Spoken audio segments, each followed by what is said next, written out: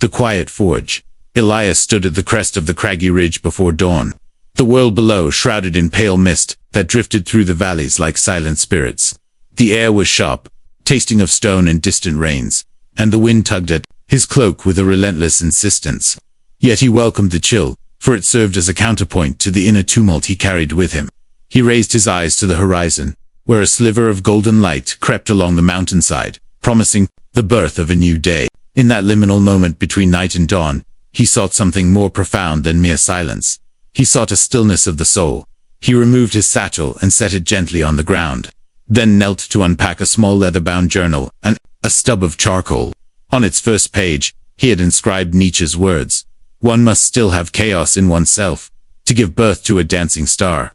Yet, in the weeks leading to this pilgrimage, he had realized that chaos alone was insufficient. Without the forge of silence to temper it, the molten impulses of desire, hatred, ambition, and doubt would harden into brittle shards rather than radiant creations. Here, atop this lonely ridge, he intended to temper his own inner forge. Elias closed his eyes and inhaled deeply, tracing the swell of his chest. Around him, the mountains whispered, the rustle of granite pebbles under shifting winds, the tremor of distant avalanches, the susurration of unseen streams far below. He learned to discern a quieter cadence, the soft exhalation of the earth, the subtle bulge of air currents as they passed over rock faces. As he focused, the world's external noise faded, replaced by an austere hush that felt more potent than any cry. Here, in this sacred hush, every thought stood out in stark relief. Questions surged through him. What makes a man strong? Is strength the loud proclamation of power, or the unspoken conviction that withstands every trial? Elias recalled the bustle of the city he had left behind, where merchants hawked wares with roaring voices. Scholars argued with fevered eloquence, and politicians wielded words like weapons. He had once believed that to be heard was to be powerful. Yet as he watched promises dissolve into betrayals, he discerned a deeper dynamic, the quiet individual who moved with purpose, planting seeds unnoticed until they blossomed into consequence. A shaft of light crept over the ridge's lip, illuminating Elias's journal in pale gold. He opened it to a blank page and wrote, "Silence is not the absence of sound, but the presence of thought sharpened to its essence." The charcoal left thick, dark strokes on the worn paper, each letter a testament to deliberate restraint. He paused, lifted his head to the wind, and let its cool fingers brush against his face, carrying away the last vestiges of hesitation. In that moment, he felt something harden within, a resolve to pursue strength, not through conquest of others, but through mastery of the self. He rose, letting the journal drop back into his satchel, and began a slow descent along the ridge's weathered trail. Each footfall was measured, each breath intentional. As he navigated jagged outcroppings, he reviewed the lessons he sought to forge here. First, know your chaos, but do not let it define you. Second, cultivate silence as a sanctuary, in which impulse could be understood rather than obeyed. Third, emerge from that stillness, tempered, capable of action, that neither rattled nor crumbled under pressure. By midday, Elias reached a narrow bench of stone, overlooking a broad plateau. He spread a thin cloak upon it, and took out a simple meal of dried fruits, hard bread, and clear spring water. The landscape around him was austere pale grasses clinging to cracked earth, stunted pines, gnarled by wind, and distant ravines etched like scars upon the land. Yet he found here a stark beauty, the world revealed in its raw materials, unembellished by artifice. As he ate, he observed how a raven wheeled overhead, calling once before gliding beyond his sight. A deer appeared at the tree line, ears flicking as it assessed him, then vanished silently back into the forest. In this wild theater, nothing spoke more loudly than restraint. After eating, Elias leaned back against the stone and closed his eyes. Again, he recited verses from his youth, ancient hymns he had learned from his mother. Then Nietzsche's aphorisms, recalling the necessity of self-overcoming. The verses and aphorisms intertwined in his mind, weaving a tapestry of thought both poetic and philosophical. He sensed the shape of his own narrative taking form, a story of a man who sought not to conquer the world, but to stand unbroken within it, a man who would let the world break against him like waves, and yet remain, like a cliff, unyielding. Hours blurred in this reverie. The sun arced high overhead, casting the plateau in a fierce brightness. Elias let sweat bead on his brow, each drop a reminder that silence was not comfort but discipline. He welcomed the ache in his muscles and the thirst in his throat. They spoke of a body alive in its full capacities. He had heard Nietzsche admonish the idle to seek movement, for stagnation invites decay. Here, in active contemplation, he felt ever more vividly the pulse of existence. As afternoon waned, a subtle transformation took place. The plateau's harsh edges seemed to soften, the wind's bite turned gentle, and the world around him settled into a solemn harmony. Elias realized that the silence he pursued was not a static void, but a living crucible in which thought, emotion, and sensation coexisted without conflict. He allowed each element to rise and pass, observing without entanglement. In this witnessing, he felt an inner calm that was not sedation, but energy distilled to its purest form. At the ridge's foot, night began its slow ascent. Elias packed his satchel and prepared for the final descent to a sheltered hollow where he would camp. He secured his cloak, tightened his boots, and shouldered his burden with steady determination. Before he left the plateau, he looked back at the high bench and murmured a vow. From this forge of silence, I will carry strength refined, wielded not as a weapon against others, but as an anchor within myself. With that vow echoing in his mind, Elias stepped into the gathering dusk. The mountain's silhouette stood stark against the violet sky, a silent sentinel bearing witness to his transformation, though the night would test him with chill and solitude. He carried within him the stillness he had unearthed, an unspoken power that would guide every thought and action on the path ahead. And as the first stars winked into existence, he whispered, thanks to the silence that had shaped him here, at the quiet forge of his becoming. The weight of words. Elias descended from the ridge under a pale morning sky, his boots stirring up dusty grit as he entered the broad valley town of Vestron. Stalls lined cobblestone streets, and merchants bellowed their wares in a cacophony of competing voices. The scent of fresh-baked bread mingled with pungent tanner's smoke, and on every corner, the din of haggling rose and fell like relentless surf. Yet beneath this tumult, Elias perceived a deeper turbulence, words flung carelessly, promises given lightly, reputations forged and shattered with each syllable. He paused by a fountain at the town's center, cupping cool water to his lips, and reflected on Nietzsche's caution. The tongue is naturally a small horse, but a large windmill. Inside the grand hall, orators droned on about civic virtue and economic reform. A dozen scholars took turns proclaiming that eloquence equaled persuasion, persuasion equaled power, and power equaled destiny. Elias slipped into a shadowed alcove at the hall's rear, drawing his journal and inking a margin note. When speech multiplies, truth fragments. He observed how the assembly's attention drifted. When one speaker's rhetoric faltered, they cheered the next with fervor, as though they sought not substance but spectacle. Here, in the marketplace of ideas, words carried weight only insofar as they could captivate an audience, not enlighten a mind. He remembered a childhood memory, his mother teaching him the value of silence at the hearth, saying, "Speak only, when your words carry more weight than stones." Yet as he grew, he saw how easily that wisdom was lost. In Vestron's bustling square, he watched a merchant lie about the quality of his silks, then bribe a town crier to spread the rumor. When the truth emerged, he shrugged and paid a fine. Damage minimal, profit maximal. Words, once cheapened, could be redeemed only through fresh deceit. Elias shivered at the hollowness of such transactions, for they eroded trust until language itself felt brittle and unmoored. That evening, Elias found lodging in a modest inn run by a stern woman named Ruvina. The common room was alive with conversation, travelers swapping stories, laborers boasting of feats, and townsfolk gossiping about scandals. He sat at a corner table with a pot of bitter tea, pen in hand, and wrote, "Silence can be a shield against the corrosion of empty talk, a fortress against the enticements of vain praise." Across the room, a visiting noblewoman preached generosity, while her eyes darted to the coin purse at her side. Elias recognized the hollow performance, speech as mask, word as counter. He closed his journal, confident that tomorrow's sunrise on the ridge had imparted more truth than 100 speeches. In the pre-dawn hush, Elias ventured to the town's outskirts, where a small schoolhouse stood, shuttered. He had arranged to meet a pupil, Arian, a keen-eyed youth gifted in letters but plagued by tout. Arian emerged sleepily, clutching a sheaf of shaky parchment. "Master Elias," he whispered, "I've tried to compose my speech for the town council, but I falter. I thought words were the key to change. Yet when I speak, I feel hollow." Elias studied the boy's anxious face and placed a steady hand on his shoulder. "True," he said softly, "words can cut deep or fall flat, But they gain power through silence, through restraint, through patience, through the weight you give them. Tell me your purpose. Why do you wish to speak? Arian swallowed. To help my family, he said. Our crop failed, and I hoped to persuade the council to grant us relief. Elias nodded. Then let that purpose shape your words. Speak only what serves that cause.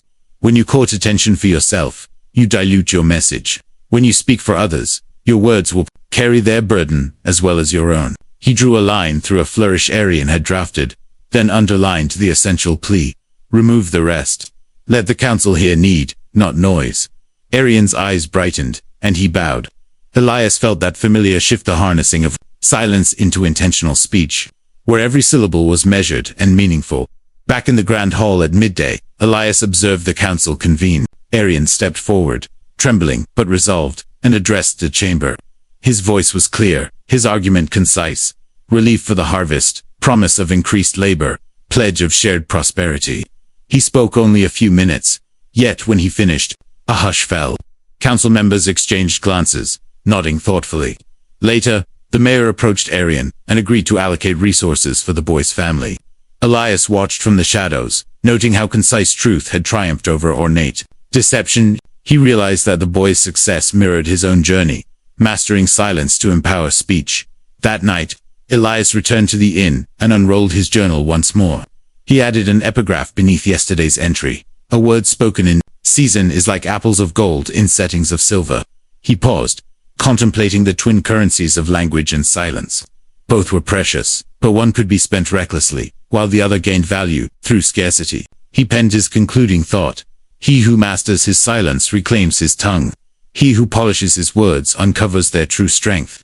In the moments before sleep, Elias lay awake beneath the thin blanket, the inn's shadows flickering.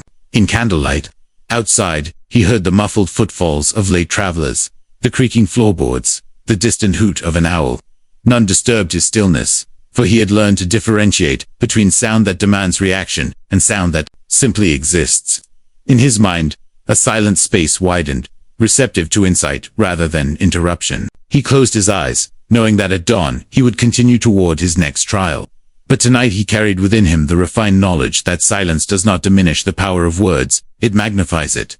Thus, in Vestron's crowded lanes and echoing halls, Elias discovered the weight of words, their capacity to heal or harm, to uplift or undermine, to reveal or conceal. Through restraint, he found resonance. Through quiet intention, he discovered clarity. His path would lead him onward to confrontations, more perilous than haggling. Merchants and nervous adolescents, but the lesson of Vestron would endure, that silence and speech are not adversaries, but partners, each giving shape and substance to the other, and in that union lay a strength more formidable than any shout. The horizon beyond echoes, Elias set out at dawn, leaving Vestron's clustered roofs behind as he followed the winding road north toward the highlands of Arjan. The path led alongside a silver ribbon of river that tumbled over stones, its surface mirroring morning light like scattered jewels. As he walked, he carried no burden heavier than his satchel, for his mind was his true cargo: observations, insights, and the quiet strength he had begun to temper. The valley's hum receded with each mile. The voices of townsfolk grew distant, replaced by subtler refrains of nature. Here, in the world, untamed by human clamor, Elias sought to learn silence's active essence. The forest rose at the river's bend, pines towering overhead in columns of deep green. Their needles whispered as the breeze passed through. But this was not noise to Elias. It was conversation in a foreign tongue, an invitation to listen. He paused and closed his eyes, attuning himself to the myriad voices, the murmur of water weaving through root-laced banks, the distant clack of pebbles shifting under the current, the soft creak of trunks swaying. Instead of shutting out these sounds, he welcomed them, noting how each contributed to the forest's laid-back symphony. He realized that silence need not banish sound, it could frame it, allowing even the faintest echo to resonate. As afternoon descended, Elias came upon a clearing dominated by the roar of a waterfall. A narrow trail led down a rocky slope to a terrace of smooth stone at the fall's base. He settled there, legs crossed, and drank deeply from his waterskin, letting the rush of water fill his consciousness. Initially, the waterfall's thunder felt overwhelming, drowning out thought. Yet, as he persisted, breathing steadily, he discerned layers within the roar, the hiss of spray, the boom of water striking rock, the soft undertone of currents racing onward. He imagined his own inner noise, fears, desires, doubts crashing similarly within. If he could find calm amid this cascade, he could withstand any tempest in his heart. He took out his journal and scribbled. Silence is not the void between sounds, but the space that grants them meaning. The charcoal strokes were bold, like the waterfall itself, yet his hand moved with deliberate care. He studied the falls, water that falls relentlessly, yet reshapes itself on every rock, finding new pathways rather than resisting. In this dynamic hush, he perceived that true silence is not passive acceptance, but intentional navigation and engagement with external forces that allows one to persist. Unbroken, Elias rose and approached closer, feeling the tumble of spray against his face, the tremor of the ground beneath each pounding surge. He closed his eyes again, absorbing the sensory onslaught. Each inhale drew in the cascade's power. Each exhale released his inner tumult. Over and again, he repeated this cycle until the roar no longer overwhelmed, but merged with his own breath. In that fusion, he found a rare clarity. The waterfall was not a barrier, but a guide, teaching him the resilience inherent in motion and the calm at its core. Night approached, and Elias built a small campfire at the clearing's edge. He foraged mushrooms and boiled river water, letting the hiss of steam echo the day's lessons. As embers glowed, he reflected on how the river and waterfall embodied complementary aspects of silence. The river's gentle murmur was continuous and accommodating, carrying him forward with subtle insistence. The waterfall's thunder was abrupt yet instructive, revealing strength forged under pressure. He realized that silence must be both the river and the waterfall, patient persistence and fierce stillness combined out before sleep. He wrote in his journal, "In stillness, one hears the river's patience. In focus, one faces the waterfall's challenge." He closed the book and gazed at the dark canopy above, where stars peered through broken branches. The night was alive with sound, crickets chirping, distant hoots of owls, the rustle of small creatures, but Elias no longer sought to mute these sounds. Instead, he allowed them to wash over him, recognizing that silence was less an absence than a way of being attentive, grounded, and opened out. At first light, Elias resumed his journey. The terrain climbed steadily, shifting from verdant woods to rocky heath. The path narrowed, and wind-swept grasses bent under a sharper breeze. Every step felt like a negotiation between traction and gravity, a lesson in vigilance and poise. He recalled Nietzsche's notion of the Bermensch, that one must transcend ordinary constraints. But he now understood that transcendence required more than intellectual assent. It demanded the quiet mastery of one's own instincts. Like a climber who trusts each foothold, while remaining alert to shifting rock. Midday found Elias at the threshold of Argent's highlands, a rolling expanse of heather-dotted plateaus, each ridge silhouetted against the sky's azure sweep. In the distance, a lone farmhouse clung to the landscape, smoke curling from its chimney. He descended toward it, hoping to rest and perhaps learn how the inhabitants of this remote land balanced life's demands with silence's gifts. The farmer, an elderly man named Corin, welcomed Elias under a lintu beside the house. Corin's weathered face bore the creases of wind and sun, and his eyes reflected a quiet acceptance of existence's ebb and flow. Over stews of barley and root vegetables, Corin spoke of his days, rising before dawn to tend sheep, repairing fences in midday heat, repairing tools by lamplight. He honored the land with steady labor, seldom speaking beyond necessity. "The world offers more than we can shape with words," Corin observed in a low rumble. "It is shaped by deeds, by care, and by the listening heart." Elias nodded, realizing that Corin's silence was not emptiness but purposeful reserve. The farmer measured his speech to preserve its potency, only what served the task or soothed the spirit. Over supper, Corin recounted how sound could distract. The bleating of sheep drowned in gossip, the creak of wood stove muffled by idle chatter. He learned that to live fully, one must distinguish between noise that aids survival and cacophony that corrodes the soul. That night, Elias camped near the farmhouse, lulled by distant wind and the faint bleat of sheep. In the hush, he felt the day's lessons converge, nature's voices intertwined in a living symphony. Silence as active engagement, not escape. Patience and intensity coexisting in the river's flow and the waterfall's crash. Labor and reflection, balanced in Corin's measured life. His journal lay open, pages filling with aphorisms and observations. Yet he sensed words alone could not contain these insights. They had to be embodied, lived from day to night in every breath. Before sleep claimed him, Elias closed his eyes and inhaled deeply. He pictured the horizon of plateaus beyond Argent, the rolling dun of grasses under sky, and felt the rhythmic pulse of the land. He envisioned his own path stretching ahead, unpredictable, challenging, yet guided by the silent strength forged in mountain winds and waterfalls' roar. And in that quiet reverie, he understood that silence was a horizon beyond Ecozan, in a landscape where one's true north could always be found. As darkness enveloped the highlands, Elias lay beneath the stars, at once part of the vast stillness, and awake to its dynamic heart.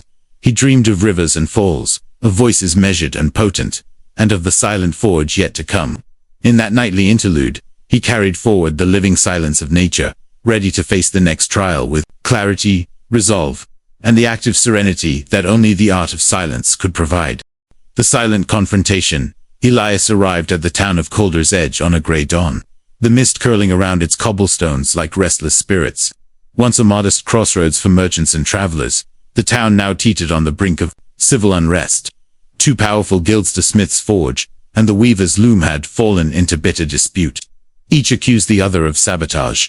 Broken looms blamed on stray sparks, ruined ingots blamed on oily fibers. The clang of hammers and the thrum of shuttle looms had fallen silent, replaced by the harsh clangor of angry voices and the whispered promise of retribution. At the crest of the main square, a hastily erected platform bore the mayor's seal. Mayor Lind stood before it, her face drawn with worry. She spotted Elias as he approached and beckoned him forward. Word of his journey and growing renown as a mediator, one who wielded silence as deftly as any sword had preceded him. She whispered urgently, "Elias, word has spread that you speak little, yet solve much. Can you quell this storm of words before it turns to steel and flame?" He inclined his head without speaking. Behind her, stalwart guards kept an uneasy distance, wary of the gathering crowd. The smiths, led by the broad-shouldered master, clustered at one side, their soot-stained aprons and heavy gauntlets a testament to their labor. Opposite them stood the weavers under Mistress Isolde, their nimble fingers still streaked with dye, warping reeds in hand like hidden daggers. A roar rose when Elias stepped onto the platform, though he had not uttered a word. The crowd surged forward, demanding justice, each faction certain of its own righteousness. Elias closed his eyes and drew a breath. The angry voices dulled to a distant hum. Several moments passed before he opened his eyes, surveying the throng with calm detachment. At first, no one moved. The sudden stillness unsettled them. They expected speech, a speech to inflame or pacify, but not silence. Elias reached into his cloak and removed a small horn filled with water. He poured a few drops onto the wooden planks beneath him. The trickle echoed faintly, drawing the crowd's gaze downward. He crouched, tracing a line in the wood with the water's path. He then stood, hands empty, posture relaxed. Master Corvick stepped forward, voice booming. "What trick is this? Words, man-words, are what quell disputes." Elias remained silent, feet planted firmly. Corvick glared, sweat beading on his brow. Across the square, Isolde's lips thinned. She sniffed. "Is this your grand resolver, man who cannot speak?" Again, Elias said nothing. He reached inside his cloak and withdrew his journal. He opened it to a blank page, then removed a stub of charcoal. He drew a simple diagram, 2 rectangles representing each guild, a bridge spanning between them. He scribbled beneath it 2 words in bold strokes. Common ground. He held the page aloft, turning it so all could see. Then he drew 4 small circles too, on each rectangle, connected them by lines to the bridge. He handed the journal to the mayor, who read the diagram aloud. Common ground, shared interests connected by mutual need. A murmur rippled through the crowd. Corvick spat. "We share nothing with them but disdain." Isolde's guild clamored back. "They would see our livelihoods crumble." Elias lifted a single finger, and the square quieted again. The gesture carried weight. "Speak only when you have listened." He put down the journal and raised both hands to chest height, palms outward. With slow deliberation, he turned to Corvick and bowed his head, then to Isolde, and repeated the motion.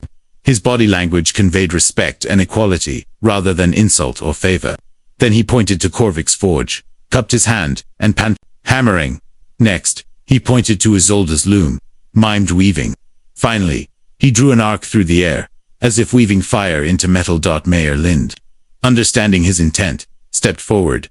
He proposes collaboration. She said, smiths and weavers both need each other's goods to thrive. Let us consider the bigger picture. Corvick and Isolde stared at each other, arms crossed. The silence stretched, heavy with expectancy. Neither spoke, but both felt the pull of Elias's unspoken argument, that unity would yield greater wealth than conflict ever could. After a tense interval, Corvick grunted. He removed his gauntlets, extended one to Isolde, and placed a forged nail in her palm. Take this. We could use sturdy fasteners for our wooden looms. Isolde examined the nail, then placed it in her pouch. She touched her weaving reed, offering it to Loom reeds are strong and flexible. Your bellows straps need reinforcement. Corvick nodded reluctantly. The crowd exhaled as if released from a straitjacket.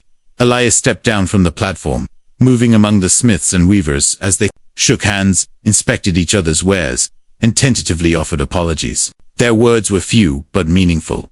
I'm sorry. Thank you. Let's rebuild. Each phrase, painstakingly simple, carried more power than the inflammatory speeches of days past. By afternoon, a provisional agreement was hammered out. The smiths would provide metal fittings for the weavers' frames, and the weavers would produce protective covers for the smiths' bellows. Mayor Lind appointed a mixed committee to oversee fair distribution. The town's chronicler hurried to record every detail, his quill scratching urgently as the factions reconciled. Elias watched from a distance. Sensing that the fragile peace depended on sustained goodwill, he withdrew to the edge of the square, near the fountain where he had first arrived. He sat on its stone rim and closed his eyes, listening to the renewed sounds of cooperation, the hiss of steam from the forge, the rhythmic clack of shuttle, looms, and the soft accents of shared laughter. Mayor Lind approached and offered him a cup of spiced cider. Elias accepted with a gracious nod but sipped little. You have done much with so few words, she said. Tell me, how did you know silence would suffice? Elias regarded her kindly.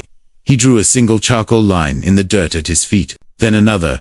Joining them with a third, he lifted his hand and traced the two lines that connected the dots forming the shape of an eye. He tapped his temple. Then the diagram's center. With a gentle smile, he indicated that understanding attentive, patient, observantly is the root of resolution. Words without listening were empty. Listening without judgment gave words power. In this silent lesson, he conveyed that the art of silence was not muteness but mindful presence. As dusk settled, Elias gathered his belongings. The town's guild leaders found him and offered heartfelt thanks. Corvick gripped his arm in a strong handshake. Isolde pressed his hand to her heart in gratitude. Children waved as he passed through the narrowing streets, their fathers and mothers, nodding respectfully. In that moment, Elias felt the resonance of his life's work. That, in an age of tumultuous noise, the most formidable force was a tempered heart, unshaken by clamor. He departed Calder's Edge under a sky streaked with stars, carrying with him the quiet satisfaction of a conflict resolved. In his mind, a single phrase from Nietzsche echoed, "Invisible threads are the strongest ties." Elias understood now that those threads were woven from silent understanding, mutual respect, and the shared will to transcend division. With steady steps, he continued toward his final trial, confident that the silence he embodied would serve as both shield and compass in the chapters yet to come. The resonance of strength, Elias rose with the first pale light of dawn, stepping quietly from his shelter beneath a copse of pines. The highland air tasted of dew and distant thunderclouds, crisp and bracing.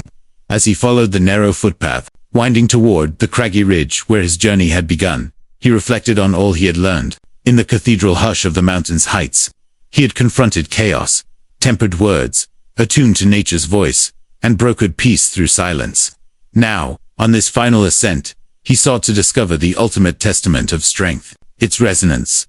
Halfway up the slope, he paused to catch his breath, gazing down at the valleys he had traversed. Each wound and conflict inner and outer had left a mark. Yet here they appeared as subtle contours in the land, shaping but not scarring the whole. Holding his satchel in one hand and his journal in the other, Elias recalled Nietzsche's command, "That which does not kill us makes us stronger." But he now understood that strength was not the mere absence of defeat. It was the capacity to transform every encounter beneath storm, trial, or triumph into an echo of deeper resolve, reaching the ridge's crest, just as the sun crowned the peaks in gold. Elias settled on the flat stone bench he had claimed before. He opened his journal to the final blank page and dipped his charcoal in the soft soil. Across the chapter's margin, He scribed, resonance, strength turned inwards becomes wisdom, turned outwards becomes compassion. He underlined the phrase twice. He reflected on the smiths and weavers of Calder's Edge, how their silent exchange had woven cooperation from conflict. He remembered Arian's simple plea in Vestron, how concise truth had prevailed. He saw once more the waterfall's thunder at Arjun, where he discovered the paradox of active stillness. And he felt the hush of the mountain ridge itself, where he first lit the forge of his spirit. Each lesson formed a note in a grand symphony, a silent vibration that now hummed within him. A cool breeze stirred, and Elias felt the ridge exhale. He closed his eyes, allowing memories to pass as fleeting clouds. He sensed two directions of resonance. Inward when he listened to his own depths without judgment, recognizing fear, desire, sorrow, and joy as facets of a unified self. And outward, when he listened to others and to the world, channeling his quiet center into empathy, guidance, and action. In both directions, silence had been his bridge. He imagined the silent forge at the world's edge, where each thought cooled into purpose, each impulse tempered into integrity. He saw that this forge existed in every human heart. The potential for strength shaped by restraint, compassion born of listening, wisdom distilled from experience. His path had been solitary, yet its fruits were not private. Strength, he realized, was most potent when it rang outward, touching lives like ripples on a lake. At that moment, he noticed a young traveler approaching along the narrow trail below. The figure stopped, hat in hand, gazing upward. Elias waved, inviting him to join. The youth hurried up, breathless and wide-eyed. Master Elias, he panted, I've heard of your travels and how you speak with few words but leave hearts transformed. I seek your counsel, for I feel torn by doubt. My family wants me to take over the merchant's caravan, but my soul yearns for purpose beyond profit. What path should I follow?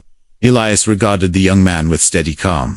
He had met doubt, many times its icy grip familiar on nights beneath this very sky. Stillness offered the clearest answer. He pointed first to the valley far below, where roads wound like threads through villages. Then he pointed to the distant peaks, sharp against morning light. Finally, he placed a hand over his heart and drew a circle in the air. The youth followed, each gesture, brows furrowed. Elias then reached into his satchel and produced his journal's final page, the diagram of inward and outward resonance, enclosed by a ring. Beneath it, in Emersonian script, he had scribbled, listen within, act. With a gentle nod, he offered the page to the youth. The traveler took it reverently, tracing the charcoal lines with his fingertip. Your purpose, Elias said, without speaking, his gaze conveying the rest, lies where your inner silence aligns with the world's needs. He tapped the heart in his diagram, then the ring encircling it, then the roads below. The youth nodded, tears bright in his eyes. Understanding dawning. Elias stood and stepped back, allowing the youth to descend with new resolve. He watched the figure's silhouette fade into the morning mist, each step echoing beyond sight. In that moment, he experienced resonance, a single silent act, sending vibrations along countless unseen paths. He returned to his bench, closed his journal, and set it in his satchel. The final page bore no more blank space. His journey's chronicle was complete. Yet a book's end was also its beginning, for the forge of silence would remain within him, ready to be reignited whenever life demanded its fire. Turning west, Elias gazed at the sun descending toward the horizon. A flock of hawks wheeled overhead, their cries distant against the fading light.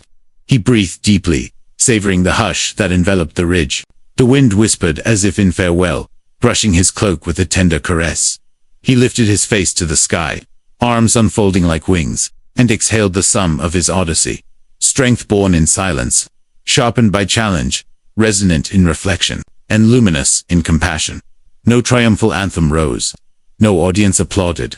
Instead, there was a profound tranquility as, though the mountain itself acknowledged the harmony within him, Elias turned to descend, each footstep steady, echoing, in the hollow chamber of his resolve. The road ahead would wind through new valleys, cross fresh rivers, and face unforeseen storms. But he would walk it armed with the art of silencer, living resonance guiding every choice, every word, every deed. And so he departed the ridge, where his journey had begun, carrying within him a silent power more enduring than any shout, more illuminating than any proclamation. For in the end, he had learned that true strength is not measured by what one conquers, but by how one resonates. Within the world silent, steadfast, and sublime.